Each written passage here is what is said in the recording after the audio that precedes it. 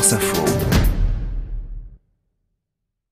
Bonsoir à tous, nous sommes avec Xavier Capodano de la librairie Le Genre Urbain, c'est à Paris. Xavier, bonsoir. Bonsoir. Xavier, il y a plein de livres qui sont sortis depuis la fin du confinement, plein de livres intéressants, à commencer par ce roman difficile à qualifier, un peu loufoque, un peu qui part dans tous les sens, Mauvaise graine de Nicolas Jaillet, et c'est publié à la Manufacture des livres.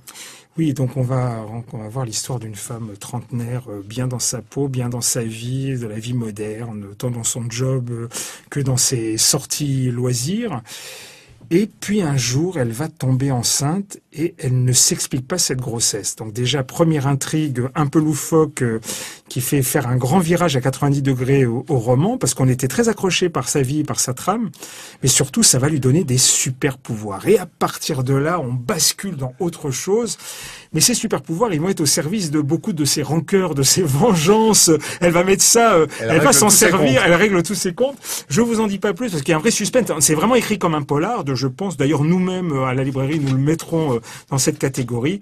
Alors, c'est une lecture d'été absolument formidable. Mauvaise graine de Nicolas Jaillet à la Manufacture des livres. Livre étonnant, celui-ci. Il y a une certaine appétence en ce moment pour le Grand Nord, pour les aventures dans ce monde subarctique, on va dire.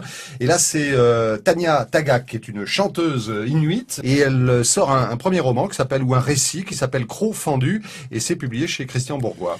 Oui, c'est une sorte d'autofiction, puisqu'elle raconte, c'est elle-même qui raconte sa vie. Donc, on est dans ce territoire maintenant qui est autonome du Canada, qui s'appelle le Nunavut, donc le territoire des Inuits. Et ça va être un territoire pas très enchanteur. On est dans les années 70, c'est important.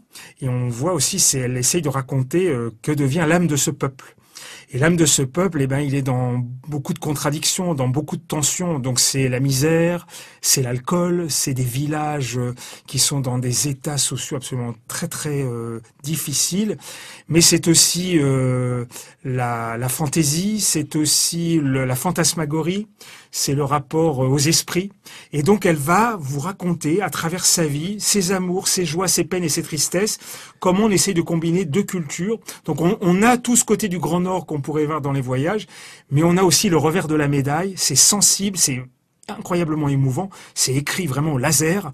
Non, c'est un bouquin formidable. Croc fendu de Tanya Tagaq, publié chez Christian Bourgois. Tiens, un roman, l'un des romans anglais les plus intéressants. Il y avait eu à l'automne Le cœur de l'Angleterre de Jonathan Coe.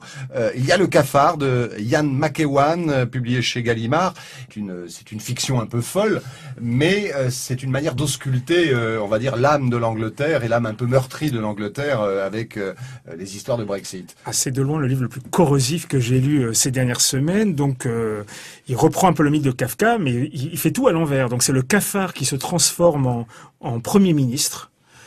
Et ce Premier ministre a une idée de faire ce qu'il appelle un programme, le réversalisme.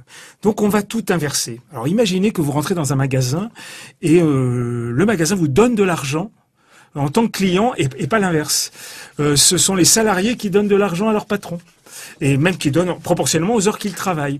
Et donc, à travers cette situation qui peut paraître absurde, il regarde évidemment par défaut, presque en négatif, évidemment cette Angleterre qui bascule dans un je ne sais où, dans un je ne sais quoi.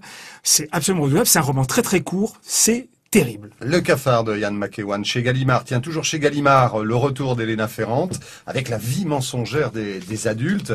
Alors après l'amie prodigieuse, elle s'intéresse, Elena Ferrante, cette fois à une jeune fille qui regarde ses parents et sa famille avec un regard différent parce qu'elle change, elle devient adulte. Oui, elle a une façon de regarder la famille italienne pour aussi nous montrer en parallèle l'histoire un peu de ce pays, d'une ville qui est pas n'importe laquelle, qui est Naples, et Naples qui est une ville structurée vraiment avec un quartier riche et un quartier pauvre. Donc on démarre dans les quartiers riches. Et donc notre héroïne, elle a 12 ans, elle s'appelle Giovanna, et tout d'un coup, son père lui raconte qu'elle a une tante qui pourrait être une sorte de, pas forcément de sorcière, mais qui aurait des pouvoirs un peu spéciaux. Et donc et qui habite évidemment les quartiers difficiles de Naples. Et en allant voir cette tante, tout d'un coup, une sorte de révélateur va se faire sur ce qu'est la réalité de la famille, sur la posture de certains adultes, sur la façon dont on éduque aussi les enfants, peut-être dans un certain mensonge, d'où le titre. Je vous en dis pas plus parce que on va rentrer dans les arcanes et dans l'âme humaine. Et on va la suivre sur quelques années. Absolument, c'est un très beau livre, c'est sensible à un beau roman d'été sur la plage. La vie mensongère des adultes d'Elena Ferrante chez Gallimard. Merci beaucoup Xavier Capodano de la librairie Le Genre Urbain. C'est l'une des librairies du réseau lalibrairie.com. Merci Xavier. Merci à vous.